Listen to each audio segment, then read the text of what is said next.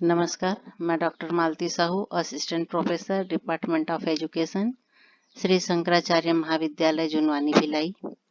और आज का हमारा टॉपिक है BEd 4 sem paper 12 value education unit 5 मूल्य शिक्षा में मूल्यांकन की भूमिका। मूल्य शिक्षा में मूल्यांकन की भूमिका, इसका अंतर्गत आज हम देखेंगे प्रस्तावना, कार्यक्रम मॉनिटरिंग, मॉनिटरिंग के प्रकार, परिवर्तित व्यवहार मूल्यांकन की कठिनाइयाँ, विद्यार्थियों की सोच, भावना और व्यवहार में परिवर्तन का मूल्यांकन, कार्यक्रम का मूल्यांकन, विद्यार्थी मूल्यांकन, विद्यार्थियों की सोच में आए बदलाव का मूल्यांकन और विद्यार्थियों की भावनाओं में बदलाव का मूल्यांकन। प्रस्तावना। मूल्य शिक्षा का प्रयोजन है विद्यार्थियों में उचित मूल्यों को विकसित करना, लेकिन उन्होंने किस सीमा तक उचित मूल्यों को आत्मसात किया है, यह एक अत्यंत कठिन कार्य है। नई दिल्ली स्थित मुक्त शिक्षा संस्थान national institute of opening school ने अपने प्रकाशन मूल्य शिक्षा के उपागम शिक्षक संदर्भिका भाग 2 2003 में बतलाया है कि पाठशालाओं में जो भी मूल्य संबंधी शिक्षा संबंधी कार्यक्रम लागू किए जाए और चलाया जाए, उसका समुचित प्रकार से संचारिक्षण यानी कि मॉनिटरिंग किया जानी चाहिए। कार्यक्रम मॉनिटरिंग के दो पक्ष होते हैं। पहला है गुणात्मक और दूसरा है परिमाणात्मक। इन दोनों पक्षों में परिमाणात्मक मॉनिटरिंग का कार्य निश्चित रूप से इन्हें आयोजित करने वाली एजेंसियां करती है। यदि इन्हें शिक्षकों और विद्यार्थियों को इस तरह की शिक्षा के प्रति उन्मुख करने में कोई कमी दिखाई देती है, तो यह संगठन इन कमियों को पूरा करने के लिए प्रभावी कदम उठाती है। इन दिनों इस तथ्य को अधिक मान्यता दी जा रही है कि कार्यक्रम की गुणवत्ता की मॉनिटरिंग अति आवश्यक है, क्योंकि जब तक कार्यक्रम में उपयुक्त गुणवत्ता नहीं होगी, इसके उद्देश्यों की प्राप्ति कठिन है। कार्यक्रम की गुणवत्ता सुनिश्चित करने के लिए इसकी निरंतर मॉनिटरिंग की जानी आवश्यक है। किसी भी कार्यक्रम की मॉनिटरिंग का प्रयोजन उसकी गुणवत्ता सुधारना तथा इसके मजबूत और कमजोर पक्षों को पहचान करना है। प्रशिक्षण कार्यक्रम की मॉनिटरिंग में प्रशिक्षण सामग्री एवं प्रशिक्षण प्रक्रियाओं की मॉनिटरिंग शामिल है। मॉनिटरिंग के प्रकार। मॉनिटरिंग तीन प्रकार से की जा सकती है: अनुपालन, नैदानिक एवं कार्य निष्पादन मॉनिटरिंग।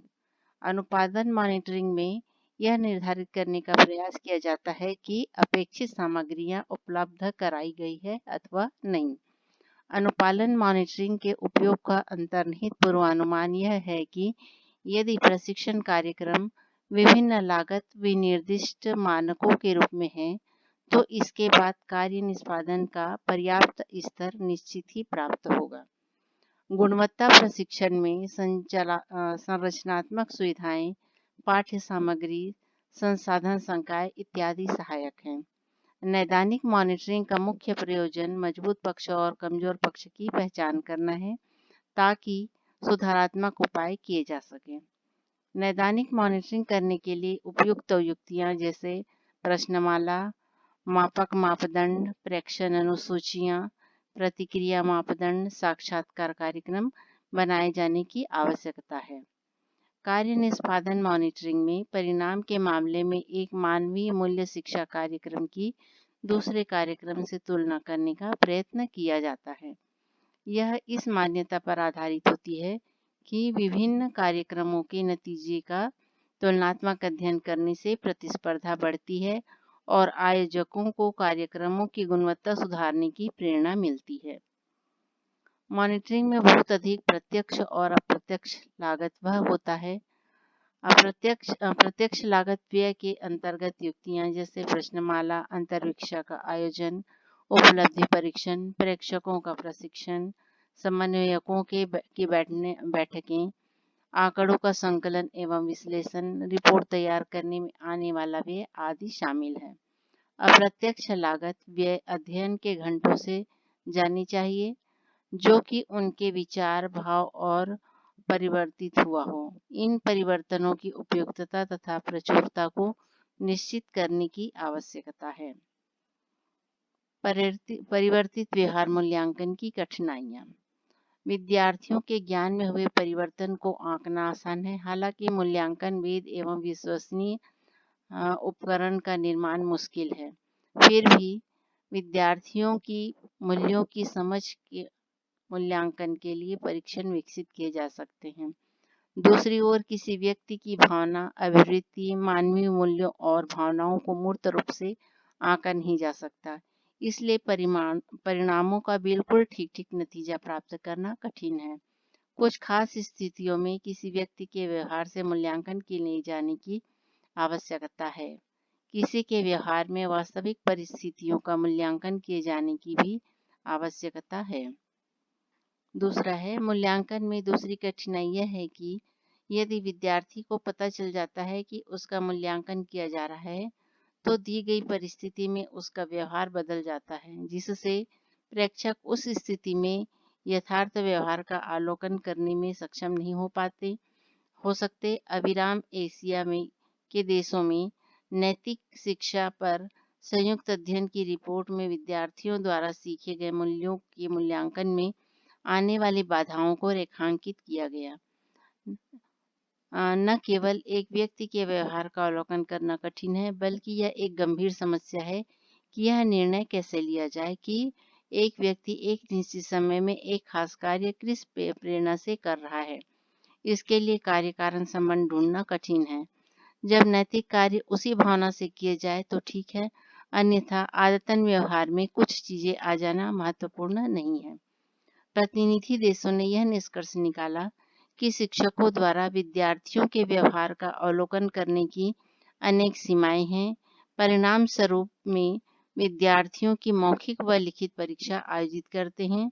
यह सामान्यतः पाया जाता है कि चतुर विद्यार्थी ऐसे परीक्षाओं में आसानी से नकल कर सकते हैं। इससे उनकी विश्वसनीयता एवं वैधता पर प्रश्न चिन्ह लग जाता है और ऐसी परीक्षाओं के द्वारा नैतिक शिक्षा देने का लक्ष्य पूरा नहीं हो पाता। तीसरी समस्या है यह समस्या कि हम विद्यार्थियों के व्यवहार और आचरण में तुरंत बदलाव देखना चाहते हैं। यह यथार्थवादी नजरिया नहीं है। मूल्यों की शिक्षा देने में वक्त लगता है। नौजवानों के व्यवहार में परिवर्तन तुरंत नहीं होता। कभी-कभी साधारण प्रयास से मानवीय मूल्यों की शिक्षा का असर विद्यार्थियों पर दिखाई नहीं देता। इसलिए मानवीय मूल्यों की शिक्षा हस्तक्षेप कार्यक्रम का असर जानने के लिए देशांतरी अध्ययन शुरू किए जाने की आवश्यकता है। अगला है विद्यार्थियों की सोच, भावना और व्यवहार में परिवर्तन का मूल्यांकन। आंकड़े एकत्रित करने, विद्यार्थियों की सोच, भावना, व्यवहार में आने वाले परिवर्तनों को निर्धारित करने के लिए मूल्यांकन प्रक्रिया में अनेक तकनीकियों की आवश्यकता है। वह है प्रश्नावली, सूची बनाना, मनोवृत्ति जानने वाले, जिसे विद्यार्थियों को प्रश्नावली भरने, अंतर्विक्षा में भाग लेने तथा सामूहिक चर्चा में भाग लेने के क्रम में व्यय करना पड़ता है। बहुत से शिक्षण विधियां तर्क देते हैं कि मॉनिटरिंग से होने वाले लाभ लागत से कहीं अधिक होते हैं, बशर्ते कि उपचारात्मक उद्देश्यों के लिए योजना बनाने एवं निर्णय लेने के लिए सही आंकड़े एकत्रित करने की दिशा में सार्थक प्रयास किए जाएं। इसलिए प्रत्येक संस्थान को एक मॉनिटरिंग क्रियाविधि बनाने के साथ साथ समुचित युक्तियां विकसित करने की आवश्यकता है। कार्यक्रम का मूल्यांकन। मूल्यांकन का उद्देश्य यह निर्धारित करना है कि कार्यक्रम के उद्देश्यों को कहाँ तक पूरा किया गया है। इसकी जांच हेतु उचित मापदंड होने चाहिए जिनसे मॉनिटरिंग के गुण तथा दोष का विश्लेषण किया जा सके। अब मूल्यांकन को शिक्षकों द्वारा विचार विनिमय की प्रक्रियाओं और विद्यार्थियों के ज्ञान की गुणवत्ता को प्रभावित करने का एक सशक्त माध्यम माना जाता है। मानवीय मूल्य शिक्षा कार्यक्रम का मूल्यांकन करते समय विद्यार्थियों के ज्ञान, उनकी भावना और व्यवहार में आए परिवर्तनों का भी मूल्यांकन किया जाता है। कार्यक्रम की विषय वस्तु, प्रक्रियाएं, विद्यार्थियों में मानवीय मूल्य विकसित करने के उद्देश्य से अध्यापक अध्यापिकाओं द्वारा प्रयुक्त माध्यम और परिणाम मूल्यांकन में शामिल होने चाहिए, क्योंकि मानवीय मूल्य शिक्षा कार्यक्रम का अंतिम उद्देश्य विद्यार्थियों के व्यवहार व आचरण में वांछनीय परिवर्तन लाना है। विद्यार्थी मूल्यांकन। विद्यार्थियों में मानवीय मूल्यों को विकसित करने के लिए एक बार हस्तक्षेप करने के बाद विद्यार्थियों पर होने वाले इसके प्रभाव का निर्धारण किए जाने की आवश्यकता है। यह विचार भावना और किसी भी स्थिति में उनके कार्य करने के ढंग में कहाँ तक बदलाव आया है। इसके बाद इन परिवर्तनों की परख संग्रहित साक्ष्यों के आधार पर की उपकरण, साक्षात्कार, बैठकें, समूह चर्चा आदि। यह हमेशा उपयोगी होता है कि विद्यार्थियों में होने वाले परिवर्तनों और मूल्य शिक्षा कार्यक्रमों के प्रभाव के बारे में अभिभावकों से मतावलियां तैयार कर दिया जाना आवश्यक है। इस मूल्य शिक्षा कार्यक्रम का उनके पालियों पर क्या असर है या नहीं, इन बातों की जानकारी माता पिता के मत से स्पष्ट हो जाएगा। उनसे विद्यार्थियों के स्कूल के प्रति नजरिया, भावनात्मक कुशलता, सहिष्णुता, आत्मसंयम तथा स्वास्थ्य के बारे में पूछे जाने की आवश्यकता है। विद्यार्थियों की सोच में आए बदलाव का मूल्यांकन। मूल्य शिक्षा कार्यक्रम, प्रश्नावली, स्तर निर्धारण, साक्षात्कार आदि के माध्यम से मूल्यों को विकसित करने तथा विद्यार्थियों के दैनिक व्यवहार में विभिन्न मूल्यों की समझ परखता के मूल्यांकन की आवश्यकता है। यह भी जानना है आवश्यक है कि कोई व्यक्ति किस मूल्य की प्रशंसा करता है, उसे अपनाना चाहता है, उनके प्रति निष्ठावान है। साथ ही विद्यार्थियों में से यह भी पूछा जाना चाहिए कि इन मूल्यों का उनके जीवन में क्या महत्व है। सामूहिक चर्चा के आयोजनों द्वारा विद्यार्थियों की मूल्यों के प्रति धारणा को समझने की कोशिश करनी चाहिए। अगला है विद्यार्थी की भावना में बदलाव का मूल्यांकन। किसी एक मानव मूल्य अथवा कुछ मूल्यों की तरफ विद्यार्थियों की भावना, प्रवृत्ति आदि का मूल्यांकन करना उनके ज्ञान प्रशिक्षण से कहीं अधिक कठिन कार्य है। इसके लिए समुचित दंड बनाए जाने की आवश्यकता है, जो कि मूल्य शिक्षा कार्यक्रम के द्वारा उनके विभिन्न मूल्यों के बारे में मूल्यांकन करता है।